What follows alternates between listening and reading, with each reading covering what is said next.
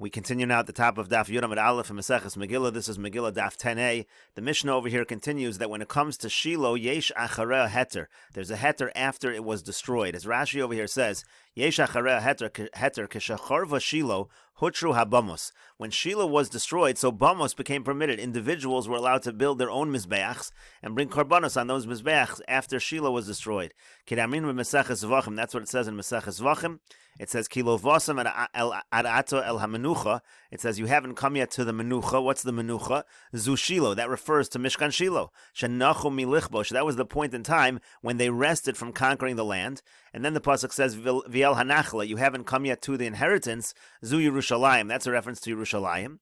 And lama chilkon hakasav. Why is it that the pasuk names them separately? You haven't come yet to the menucha, to Shiloh, and you haven't come yet to the nachla, to Yerushalayim. Kedei litein heter ben zu lazu. The idea is there's a heter between them, meaning after Shiloh was destroyed, bamos were permitted. Well, Kedushas Yerushalayim ein achareh heter, like we just said, the Kedush of Yerushalayim, so there's no heter after it. In other words, once Yerushalayim was destroyed, that Kedusha still remained to the extent that you're not allowed to have bamos. Even after the Beis HaMikdash was destroyed, it was prohibited to have individual bamos. And the Gemara says, Amar Rav Yitzchak says, Shamati, I heard, Shemakriven beveis Chonyo bizman hazeh, that nowadays you're allowed to bring karbanos at the temple of Chonyo. Rashi over here says, Beis Chonyo, Mizbeach Chonyo. This was a Mizbeach that was built by Chonyo. Who was Chonyo? Beno shel Shimon HaTzadik. This was the son of Shimon HaTzadik. Bona Bama b'Mitzrayim. He actually built an altar in Mitzrayim. L'shem Shamayim. It was for the sake of heaven. It was not to serve idols. It was to serve HaKadosh Baruch Hu. Kedamrin v'Meseches Menachos. Like it says in Meseches Menachos.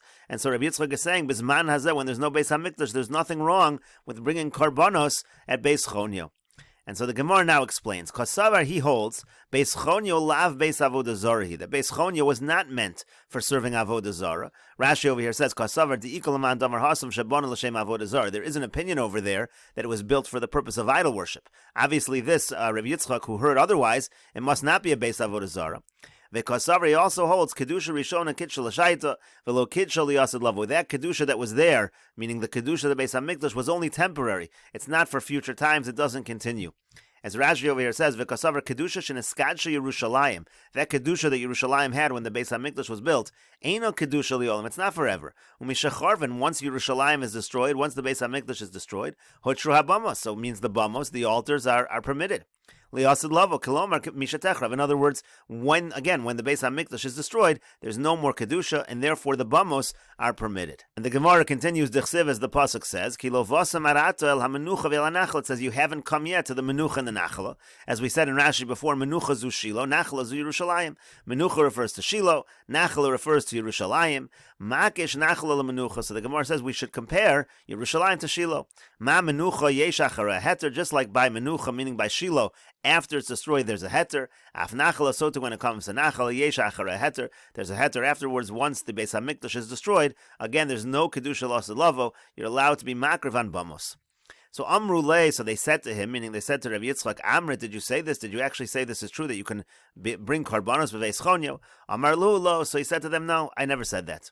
Amar Rava says, Holokim Amr, it's not true, he did say it. V'gamirna lo minei, and I learned it from him. Umay time a kohader be. Now, what's the reason why he's retracting now? Why is he saying that it's not true? Mishum kashya de Rav Mori. It's because of the difficulty, the question that was posed by Rav Mori. The most of Rav Mori, because Rav Mori asks as follows: Kedushas Shiloh yesh achareh heter. When it comes to the kedusha of Shiloh, like we said, there's a heter after. After it's destroyed, you can bring on bamos.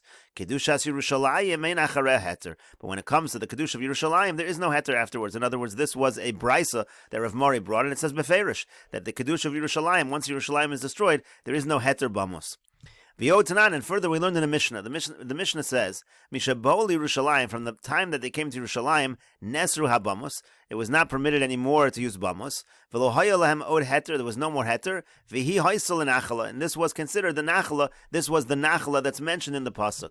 As Rashi over here says, V'hi haisa nachala ha'amur b'pasuk el ha'menucha v'el ha'nachla. Pasuk says menucha nachala, and again this refers to the nachala Yerushalayim, and there is no heter bamos. So that's two proofs that there is no heter bamos. And the Gemara continues, Tanoi, it's actually a machlukas Tanoim. The Tanan, as we learned in the Mishnah, Amar Rabbi Eliezer says, Shamati kishayu bonin behechel. I heard that when they were building the hechel, meaning they were building the Beis Hamikdash, osin kloim lahechel, they made these curtains to surround the area of the hechel, ukloim lazara, and they also put up curtains to surround the area of the azara. Elisha behechel bonin mibachutz. The only difference was that when they did the building of the hechel, the actual Beis Hamikdash, they had to build from the outside because the area on the inside was considered holy. You shouldn't enter there. But when it came to the Azara, they would build from the inside. There was no problem to build from the inside. V'yomer Rabbi Yoshua, and Rabbi Yoshua says, Shamati, I heard Shemakriven, Afal Pisha in Bias, you're allowed to bring karbonos even though there's no Beis Hamikdash.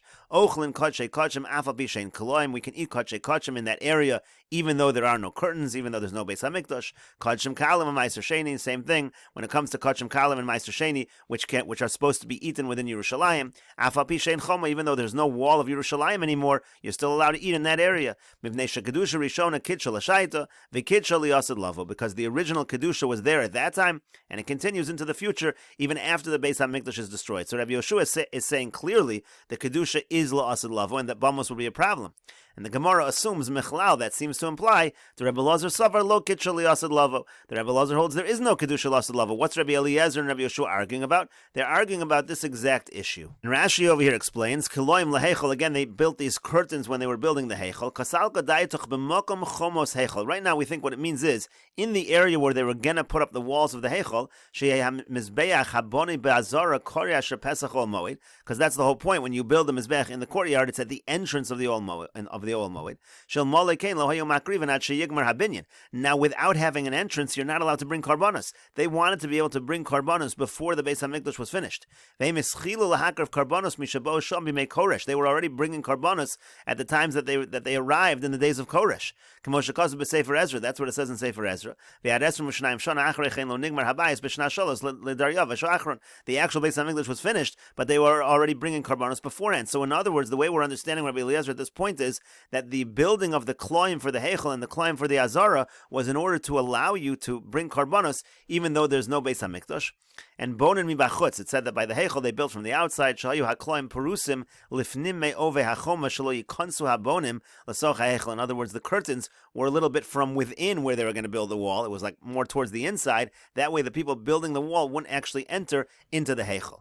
And so the Gemara now says, Lav mechlal to Rabbi Eliezer. Isn't this saying that Rabbi Eliezer holds, the boy climb, why does he require curtains? Savar lo kid shaliachar chorban, because the whole point is, remember, this is a rebuilding of the Beis HaMikdash. This is the second Beis HaMikdash. So he held there was no Kedusha. The Kedusha disappeared after the destruction of the first Beis HaMikdash. That's why you needed the curtains. Lafikach pirsu kloim b'makom binyan. So the kloim served as though they built it. It was considered like it was built. V'chazru v'kidshu b'todos uv'shir kedamar b'Meseches Shavuos. And they went ahead and they re-sanctified it. And again, they with singing and with carbon toda, with todas, carbon toda, all of those things, they re-sanctified the Beis HaMikdash. And so the idea is, Rabbi Eliezer seems to be holding that when the Beis HaMikdash is destroyed, there is no Kedusha.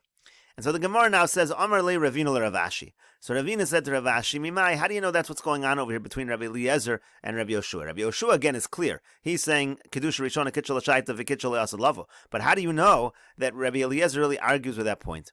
Maybe everybody agrees that Kedusha Rishona was Kodesh at its time, and it continues. And